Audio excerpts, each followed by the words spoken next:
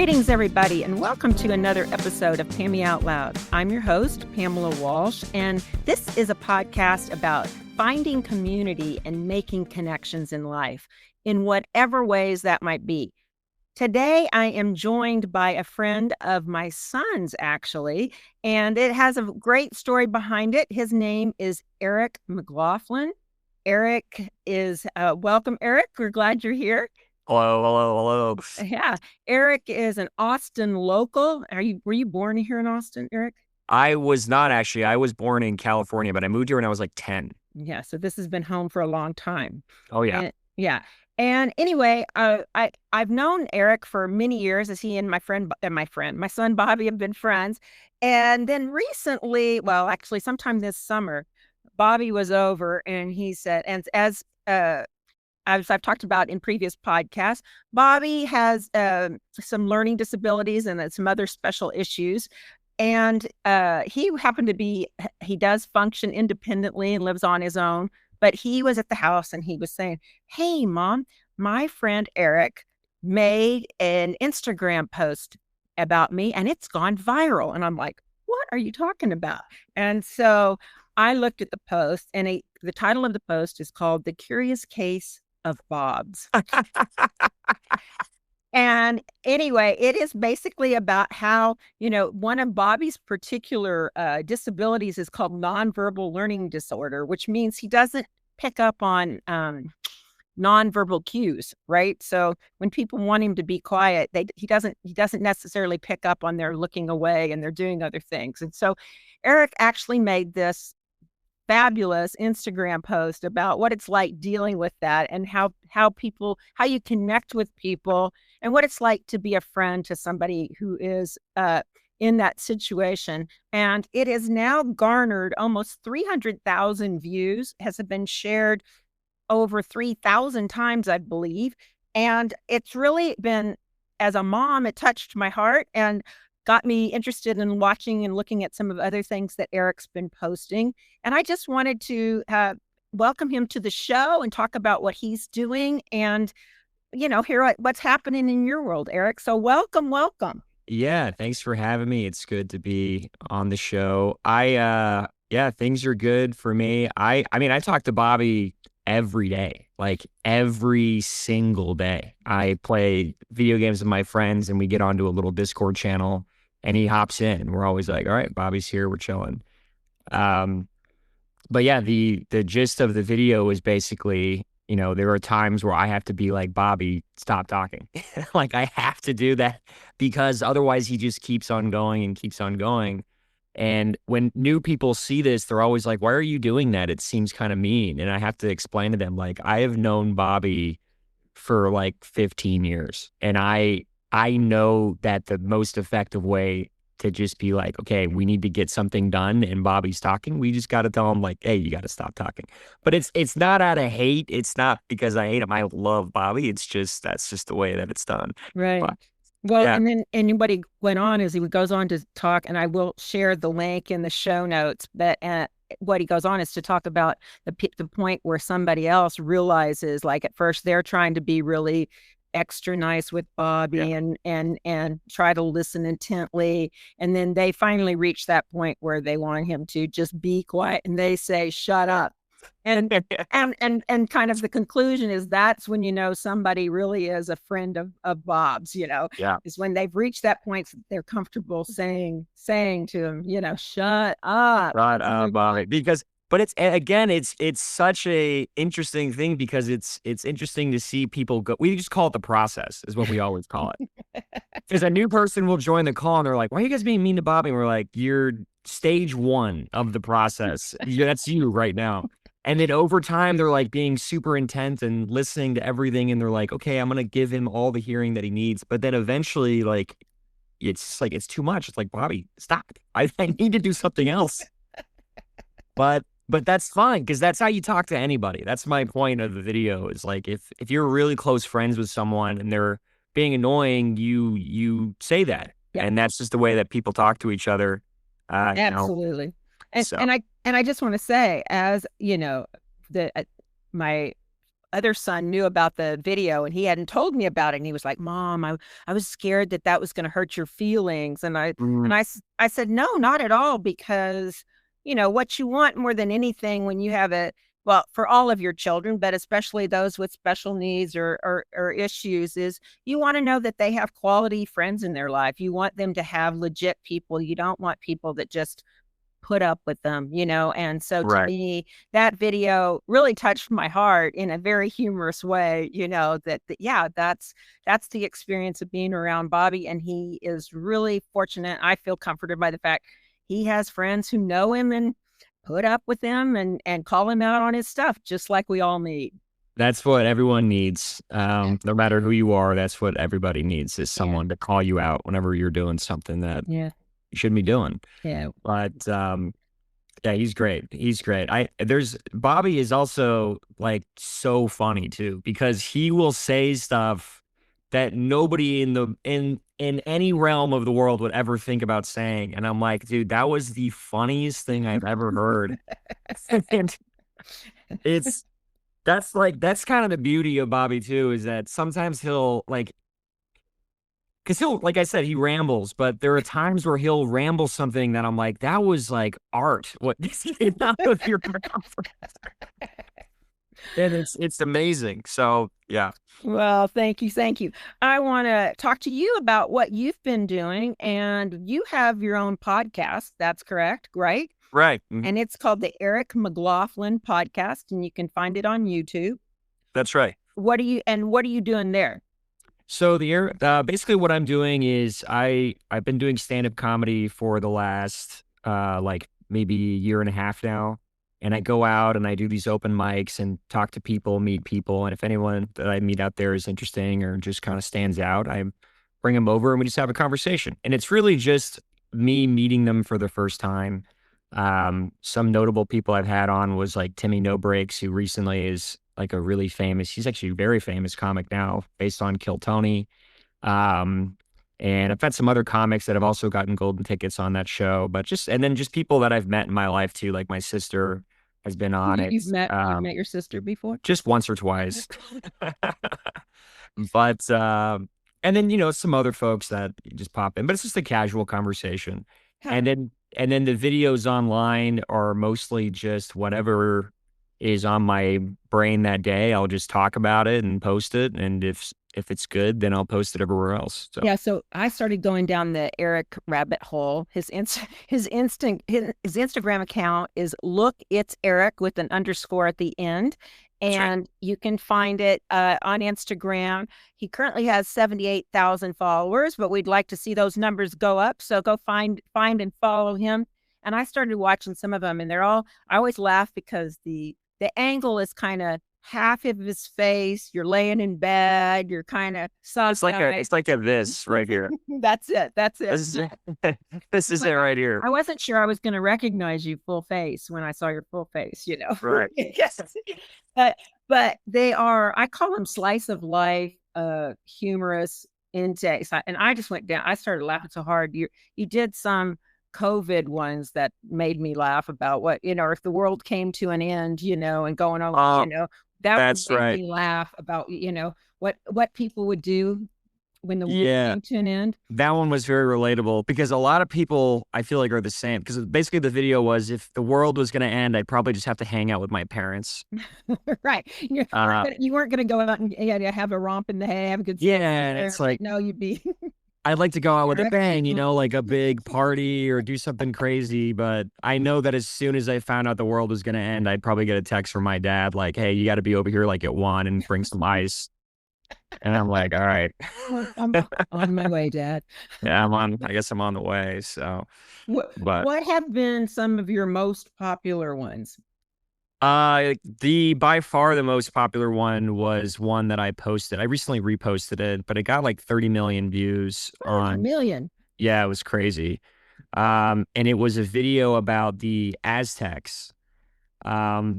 Basically the Aztecs, when they were like the final battle they had against the Spanish, they knew they were going to lose. Is this a legit story, or is this when you're making it up? No, it's legit. So I actually heard it on a podcast and I was dying laughing because And it was just such a ridiculous story. Like the Aztecs, they knew they were going to lose against the Spanish, so they were like, we're going to summon this owl god to like fight the Spaniards.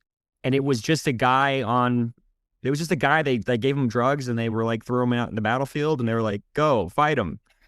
And then there were actual Spanish records of them being like, we got into the city. There was a guy here dressed like an owl who was shooting darts at us.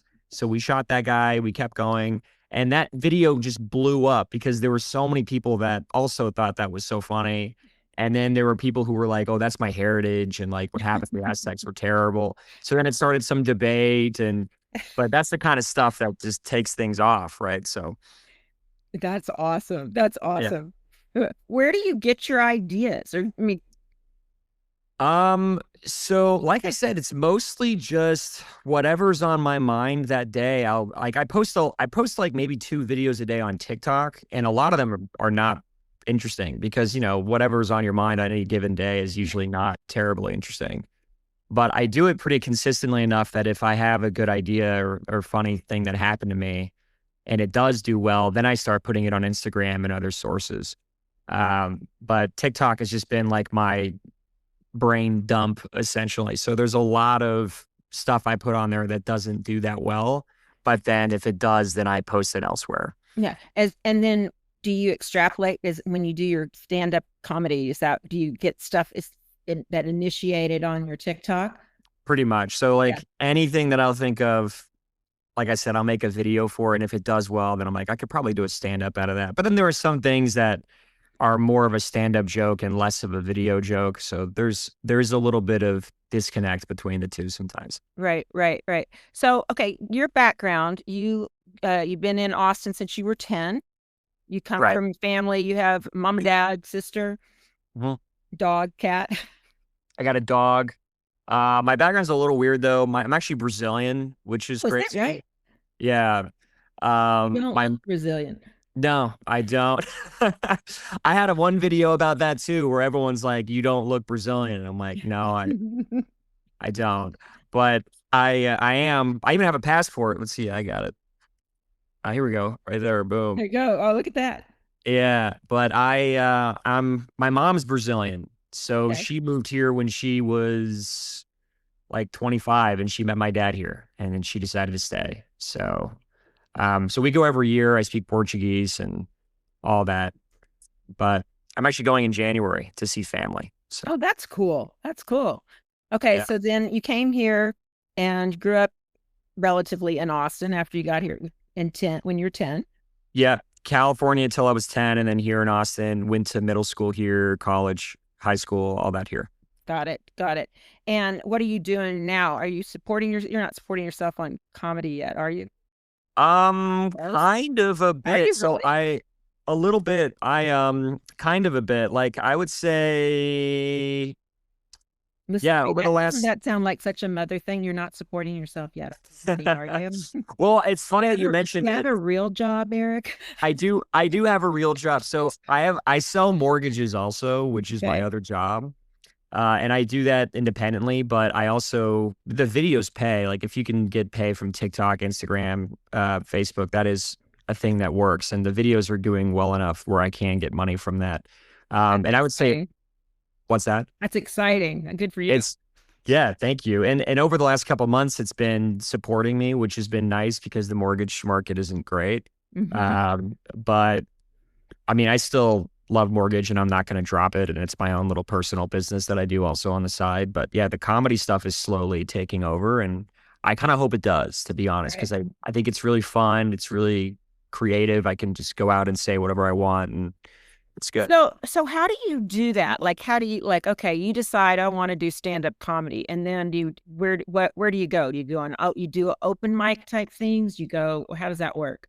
So I think the first time I went was, like I said, a year and a half ago. I was already doing videos and I just went to the Creek in the Cave downtown in Austin and I just sat in on an open mic. There was a midnight open mic and a bunch of people go up there. They bomb. They're doing terrible. It's a really bad open mic, but it's amazing at the same time because you get up there and you will suck. And that's kind of how it goes. You have to suck. Yeah. And Yeah. then eventually you'll say something and it makes people laugh and it's all worth it. And Like then I it's was going to say, then that gives you that little hit of a dopamine that goes, okay, I want to keep doing this. and it is a drug. Like it is a drug because when you get up there and you get that hit, it's it's like, a room full of people laughing at your joke all at the same time. That's it feels great. Okay, So can you describe the first time that happened? Do you remember the joke or do you remember the yeah, I do remember the joke. So Can you share it? You know, yeah, I'll tell it. we do have an explicit rating, so you can say whatever you want. Okay, that's fine. And it's not even a dirty joke. So it's Okay. actually a video that I have too. But I would do a bunch of different jokes and I would bomb for a while. But one day I went at an open mic, I had a good crowd, and I was feeling comfortable and I told this. So the joke basically goes, I've only seen my dad cry twice in my whole life. And the first time I ever saw him cry was on 9/11 because, I woke up and he was on the couch. It was a pretty sad day. But the second time I saw him cry was about a year later. We were going to school and he was backing out of the garage and he hits my mom's car on the way out. And we get out and we look at the damage and he started crying. And I was like, Dad, what's wrong? He's like, I got to call your mom now and tell her that I fucked up. And I was 10 at the time. So I was looking at him and thinking, man, that's as bad as 9/11. And that's,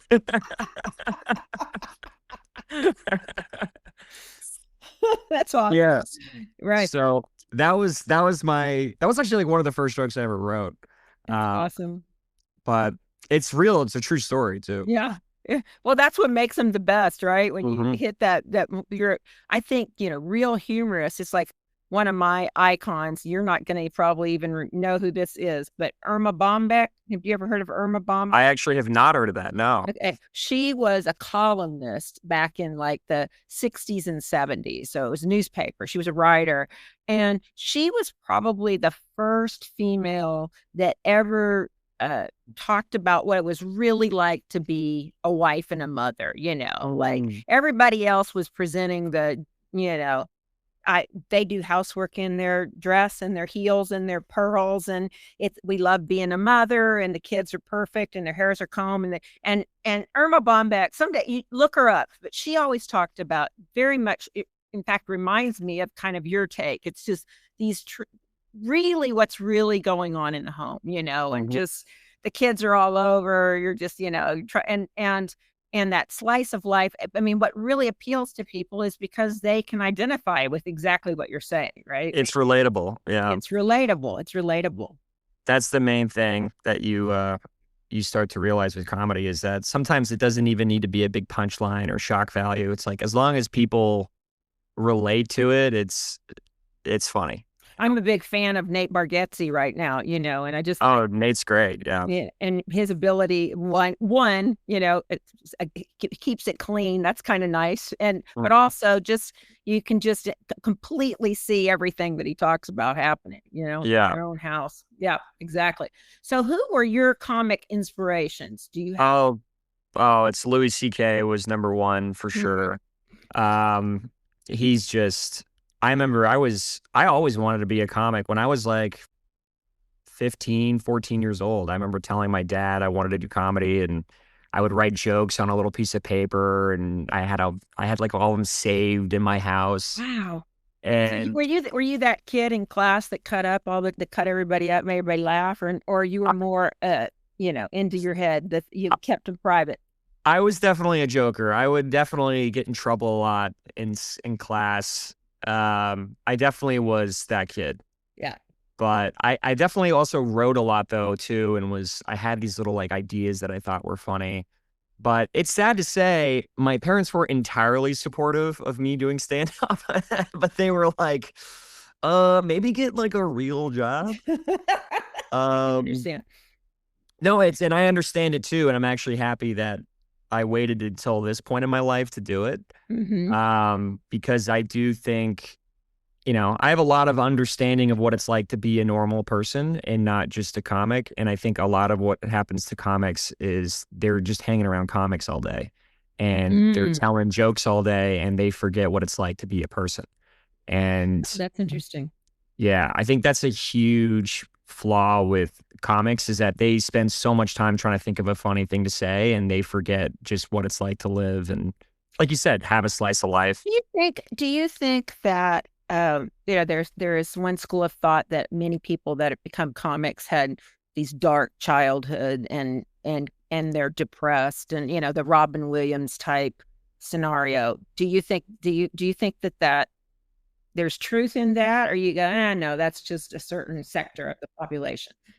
I I think that trauma can breed a lot of fun humor. I think that's As a kind of like as a 100 for coping sure. yeah. Like, because you have something terrible that happened to you, and so you laugh about it. That's a way of coping. That's makes sense. But I don't think that you need to be traumatic to be funny. I don't Right. think that that's I think that's sort of a thing that people just like to say to make him seem deeper. But look at Nate Bargatze. He seems very untraumatized. Yeah. Yeah. And he's hilarious. So, Yeah. Yeah. Yeah. Good point. Good point. yeah. Okay, so you talked about Louis C.K. I think one of his funniest bits I've heard him talk about was people that are flying in an airplane, right? And they're complaining about the Wi-Fi. Have you ever heard him talk about this? Yes. And he's And like, you he's just found out this was invented 2 minutes ago and you're already complaining that you. right, right. Like you are literally flying through the air in a big metal craft with 200 other people, and you're Yeah, complaining about how slow the internet is. that is true. I love that bit. My favorite bit of his, which I think is so good, was when he's talking to his daughter and his daughter's like, when will he's like, well, I live forever. And then Louis goes, "No, at some point, like people die." And she's like, "Wait, I'm not." He's like, "So like the world's gonna live forever, though, right?" And he goes, "No, like at one point the sun's gonna blow up and everything's gonna like everyone's gonna die." And then she starts crying, and he's like, "I don't know. I can't really explain it as a punchline, but it's just like this. She just found out that everyone she knows is going to die, and the sun's going to explode." And she took it pretty well. Like, just to see someone be like, "Oh my God, like, anyway, what are we doing later today?" That's awesome. That's awesome. All Yeah. right. So he was one of your influences or one of your favorites. Yeah. Oh, for sure. I used to watch him when I was like 15, 16. I had his stand up on repeat. I would go through all of his YouTube clips. I was like, Louis C.K. was number one. Number two was probably like George Carlin. Bill Burr's pretty up there. Back in the old days, George. Yeah. Because when I was a kid, I used to watch Comedy Central in my room all the time. My parents would take my video games because they didn't want me playing all the time. So I only had to go. I was like, "What's good on TV?" And I would watch Comedy Central, and it was always stand up, different stand up acts, hour specials, and I would always watch. Yeah, George Carlin had a bunch of them, Hmm. and Greg Giraldo was another one I loved. The roasts were always good. They would do Gross. every year. Yeah. Those are a little brutal. Oh, they're brutal. And I am not good at roasting. There are some people who just are so good at that. That's just not me though. Yeah. But it's fun to watch. How would you describe your humor? Um, I would say I can be silly and just have like silly, stupid things that I just think are kind of funny and dumb. But then I also have, these stories. Yeah. Like I do with my Instagram. I have these longer, drawn out stories. So it's somewhere. I do think it's pretty well written. I'm not a great performer. I'll say like there's some people that you'll see downtown and like the comics that are so good at performing and they're like doing a whole thing up there and it's amazing. It's like an Hmm. act, you Hmm. know? Hmm.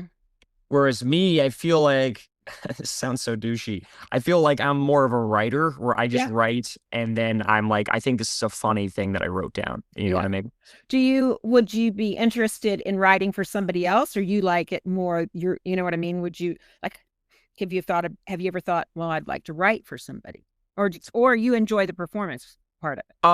I would write for somebody else. I mean, I've had some people float ideas of jokes around me, and I'm like, it would be funny if this happened and then this happened. Because I think, especially with the videos, you start to understand the general flow of how to get someone's attention, keep their attention, and then finish with a punchline. And like that natural progression of how a joke is supposed to go. Hmm. And when you look at someone else's joke or someone else's story, and then you can kind of frame it in that way so that it's interesting and engaging. Yeah, that's fun. I would do that. That's interesting. I think that would be, I think I would want to do it myself. I don't think I would. I think well, I tend to be, I'm a writer too, and not a comedic writer, but I don't think I could turn it over to somebody else. I'm like, that's mine. It's my Yeah, baby. that's the other thing too, is that I think the reason why I do this is because I can do it myself. I don't kind of want to work with somebody else in that capacity because it's like, then you're stepping on each other's toes, like who could be Right. funnier and all that. Which brings us to this whole, isn't this awesome that we now have this media at our, we can do it. People can make their own stuff now, content Yeah. creation. Mhm. We didn't have that opportunity. People, 20 years ago, even less than that, but we're, Yeah, you had to get a TV deal or something. yeah, yeah, and now anybody can get on and starts doing, and then you get that interest in the clicks and you're off and running. Yeah, yeah. I think it's great. Some people hate social media and they're always like, "Oh, it's killing us." And I'm like, "I don't know. I think it's pretty fun." Yeah, I used to say, and I think I've changed my take on it, but I used to say, when email first came out, for example, I said Right. email was ruining joke telling because people, instead of telling jokes, they would put them in, everybody was forwarding jokes, right? So I thought, this Mm, is ruining. Nobody's telling jokes anymore. But I think yeah, when you bring up something like now with Instagram, TikTok, you have that mechanism. It's that performance part of it is coming back into it, right? for sure. But the next question is AI. That's something I've Hmm. definitely been worried about because AI, like especially the AI videos, um, that is changing the game to the point of, you know, you need to have something crazy happening on the screen with an AI generated video. It's like it's not going to be enough to just see reality. We're going to need to see some kind of hyper reality through AI, We were, which sorry. no, go ahead. We were at a friend's house, and he does a lot in AI, and he was showing us. I don't know if we were on Spot. I don't know what we were on. If it was Spotify, it was one of the music services, and he was saying, "Okay, play coffee house music," right? And the music was generated by AI. Right. It wasn't even real songs. Right. It had the qualities of a coffee house music thing. Yeah. And even the video, it was generating the video to go behind it. And and he goes, that's all AI. And I'm like, really? And he goes, look, and he started pointing out, look at her hands. Like you can always tell with people's hands. He says there's too many fingers. There's something weird about the hands. That he said it's Yes. really hard for AI to get hands right. He said, pay attention to that. And it was creepy. I mean, it was just sitting there thinking, we're listening to music that's not really music that was created, but it was created, with these, and then these people that aren't even these people. I mean, it's eerie. It is scary, but I think the silver lining to it is like what we were just talking about with performance art on Instagram and social media is it's going to give the average person the ability to like make a movie. You know what I mean? Yeah. You could just if you type a script in to AI, a script combined with super hyper detail about what you want visually on all the different scenes and what you want the actors to do and all that, you could just make a movie using AI and then promote it, sell it, and do everything yourself without needing a studio or anything. You could just do that alone, and that's amazing compared to the past. I mean, I was listening, to the debate about, they were having real AI models, is now a big thing. And they're like, real models are pissed off about it, as real Right. actors are. But, and can you really duplicate human emotion? Can you really duplicate some of those qualities? Right. But, and I was listening to somebody talk about how some of it though is just like what you said, there is a place for it, right? Right. It's kind of like we first panicked about calculators when they came out. Like nobody's going to learn long division anymore. Right. It's like it's a tool. It's another tool that we find how to fine tune how to use. Yeah, I mean, and at the end of the day, doing math in your head sucks. Right. And I think right now a lot of people's job depends on doing math in their head, so they're afraid, Mm, which is understandable. But in the future, if nobody has to do math in their head, then it's like, okay, that's what we should be doing. And that's right. what AI think is. It's like acting, like objectively acting is sort of antiquated. And if Mm, you could take a situation where you don't need actors and you just have an idea for a story that you can do without hiring actors, that is a better way of making a movie than, you know, yeah, that's than acting. interesting. But I think And how does that relate to comedians? well, I think it actually I feel pretty good about it because I think that at the end of the day, writing isn't going anywhere. You can't tell AI to create a unique story that's going to work. You still need a human being to drive the story Mm, and to create a framework for what it's going to be. So, yeah, you can go to AI and say, "Tell me a scary story," and it's going to give you some C tier scary story. But it's not going to do anything truly creative. Like you need a person to mm, come up with a crazy idea and then use AI to make that come to life. So I think writers right now are definitely looking at AI and going, "Dang, I have the ability of a coder, a studio, like all of this in my fingertips to make something real." yeah. I heard somebody say that you don't have to worry that AI is going to take over your job. It's going to be somebody who knows how to use AI taking over your job. Yeah. Right? Like the people that are really going to soar in the next, period of time will be the ones that can use the tool to their best of their advantage. Yeah, and I was playing with Sora the other day. I don't know if you know what Sora I do is. not, It's like the Chat GPT AI for video creation, and okay. it makes tiny clips, like 5-second clips, and you say like make a video of a guy turning into a banana, and then it has shows a guy turning into a banana. Like it's crazy how it works. But if you get really specific in the details and start chatting with the AI and being like, I need you to make the guy slightly taller or maybe make him scared. Like then you start adding these tiny things and that's where like a writer mentality comes in. You're designing a story Exactly. around this. Yeah. Right.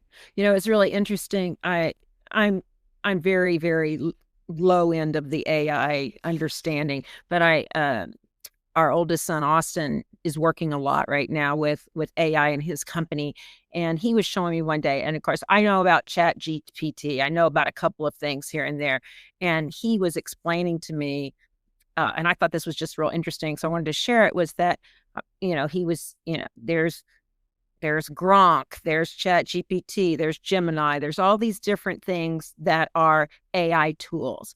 And Right. so I said to him, why would you use one over the other? And like you just said, Sora, is that the name? Was that the one you were talking about? Sora, yeah. Yeah. And he said, well, Mom, he says, think about it. He said, think about it as members of a team that work for you, right? Like Mhm. one person's strength is this, right? And one Yeah. person's strength is that. And he said the AI tools are the same way, right? Yeah. And like he was talking about, I'm probably going to get this wrong. Is Gronk, is that the one that is Elon Musk's? Yeah. Mhm. Yeah, yeah. He's like, for example, that they're really good at what's going on social media. Like, what's the take Yeah. on this, and then this one's better at forming graphics, and this one's better at. And so it Yeah. was really interesting because he created an example for me. We were just doing something simple like. Plan a trip to Colorado Springs for a family of four with a 4-year-old who, they're vegans and whatever. We threw all these different things. And I was in shock. And he was like, Gronk, do this. Gronk, go look and see what people are saying on social media about this. And he was giving them all these tasks. And it was fascinating to see what got put together after all of that, Hmm. versus me, I would just be at Chat GPT going, I'm still kind of using Chat GPT like you use Google. And I know I'm not doing it right. Like I'm like, I kind of do the same. I use ChatGPT like Google, but then I've been using it for newer stuff like YouTube descriptions has been a big one. So mm, whenever I need to write a YouTube description for a podcast, I say, this was the name of my guest, write a YouTube description for a podcast. these were the topics that we talked about, and then include the hashtags for that. And then it just creates a whole prompt. And I'm like, perfect. Like plug that in, because that doesn't need to be written by me. That's a lot of time. It's like, just let the AI do it.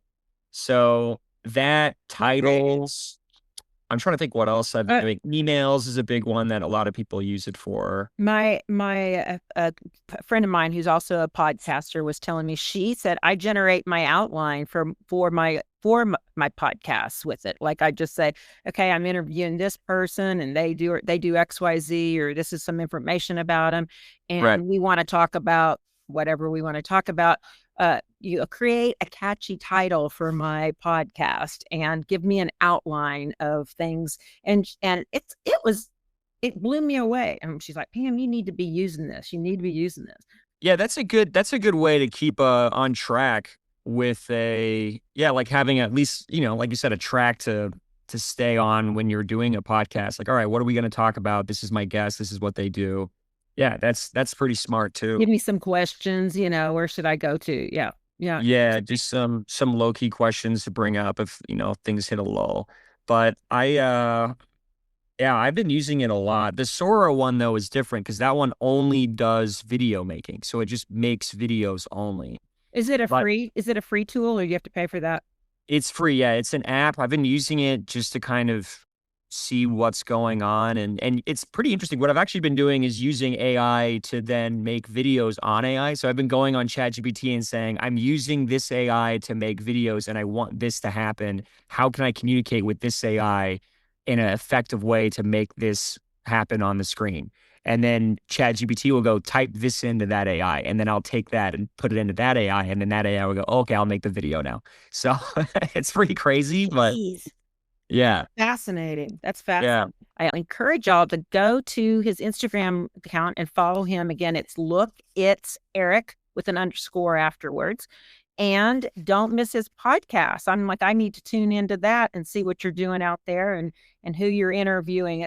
And that is at Eric McLaughline Podcast on YouTube channel. So you can find him there.